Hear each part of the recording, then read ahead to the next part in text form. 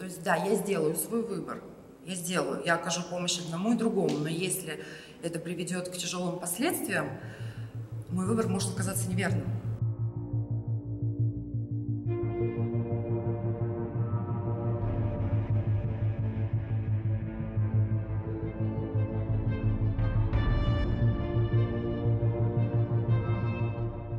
Были случаи, когда в нескольких местах, да, одновременно нужна была медицинская помощь. То есть у одного ребенка был эпиприступ, то есть нужно было находиться с ним и оказать ему соответственную помощь. А в другом, абсолютно другом месте у ребенка был приступ удушья, соответственно, медсестра там тоже была необходима. И вот да, надо было выбирать.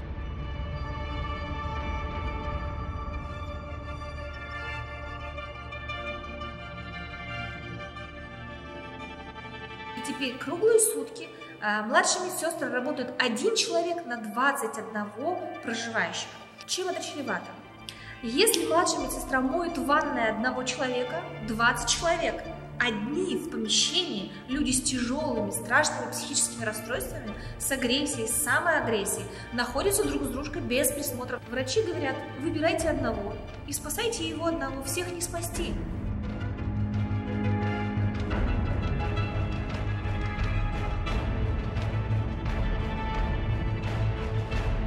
Убрали стимулирующие выплаты, снизили ночные часы, проценты с 50 до 20, снизилась вредность, интенсив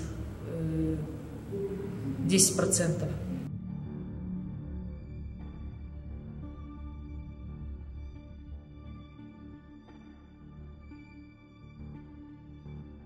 Психоневрологический интернат при таких проблемах почему-то все более и более становится закрытым.